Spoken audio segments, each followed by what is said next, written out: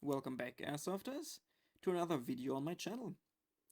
Today I want to talk about this little Runcam Thumb Pro, which is a small little action cam released in 2022. It is capable of recording in 4K resolution with 30 frames per second, or you can choose 2.7K at 60 frames per second. The camera is meant for first-person drone flying and not especially for airsoft, but it is extremely lightweight. It only weighs 60 grams, so it should be one of the lightest cameras on the market actually. This is because it has no internal battery built in, so even small drones are able to lift it. It allows you to use microSD cards up to 265 GB, which give you enough memory for even longer airsoft game days, I think. I would like to split the video in two segments. First of all, I'd like to answer the question, is it really possible to use this camera for airsoft effectively? As you can see from all the stuff here, yes it is. And secondly, does it make sense to decide in favor for this little thingy here over a GoPro style full spec camera? Because when we're talking about price points, it comes around with about 100 or 110 bucks, which is not that much cheaper than my actual helmet cam, which is the Akaso Brave 6 Pro. Okay, let's begin with setting up the camera for airsoft. What parts do you need to attach it on your helmet, for example? First of all, you'll need this little connector, which comes with your camera twice. You see it has 4 of those tiny strings coming out of the plug.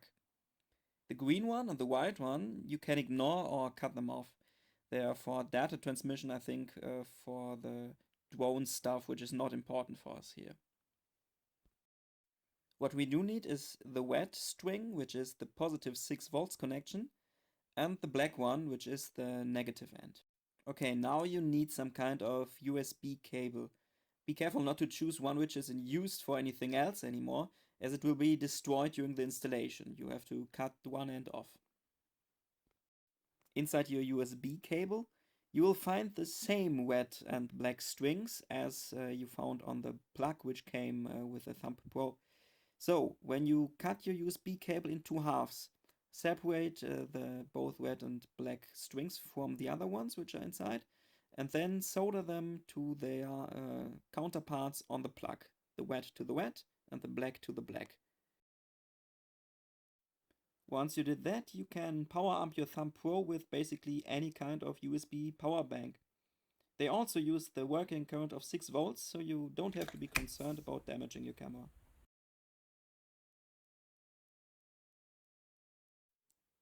The last thing you need is some kind of attachment for your headwear, for your helmet, for your boonie, or for whatever you will use. You can, for example, use one of those 3D printed mounts here. I got mine from a drone shop in France, but you can also print them by yourself, of course, if you have the necessary equipment. There are also some ventilation holes here, as you can see, because the thumb can get hot after some time, and you don't want it to be locked in a completely closed case.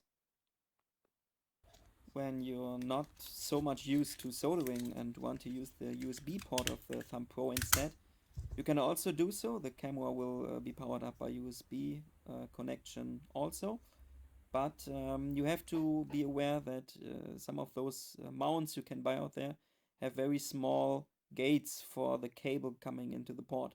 So you probably, as you see in the video, you have to cut the holes a little bit wider.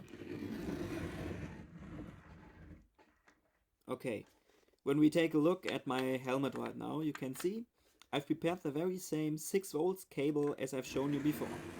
You simply place the camera on the NVG mount, and then you can connect the cable to the rear port of the camera easily.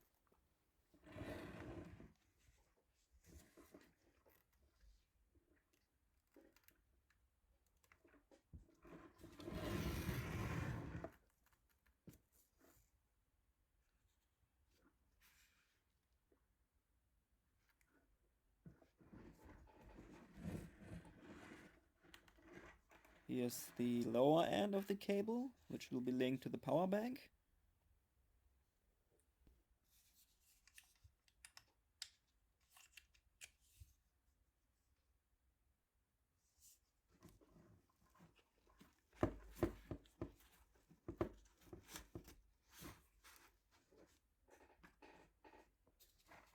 You see the wet light had turned on, so the thumb is ready to record now.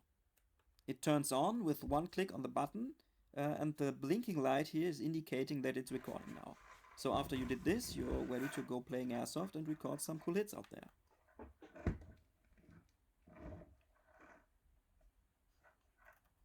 The question for me is now, would you really want to spend all the money and effort in this setup, or would you rather stay with your old traditional GoPro style camera?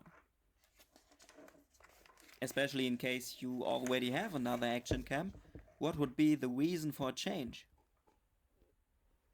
Well, the first reason, of course, would be the looks. In my eyes, the thumb looks quite cool, especially on the helmet setup, and way more sexy than those larger cubic type action cams. So from this perspective, it really can be an upgrade.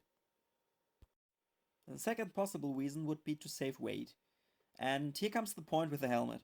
When we have a completely packed helmet with a power bank, mesh covers, maybe flashlights, or the anti-fog unit in my example, you do not notice the difference anymore.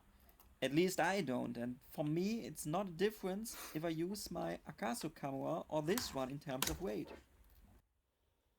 But, and I really have to admit this, the thumb actually enables you to be a lot more flexible with other types of headwear.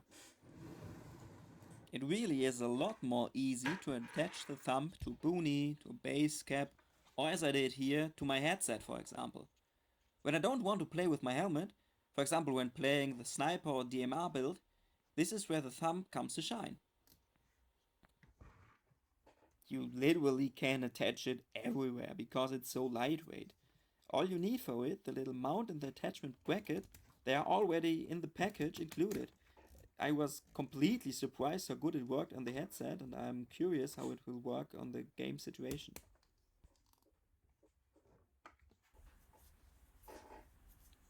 The only thing I still have to figure out is where to store my power bank in this scenario. Maybe I put it here in the back or on the side. I will have to figure out what works best for me.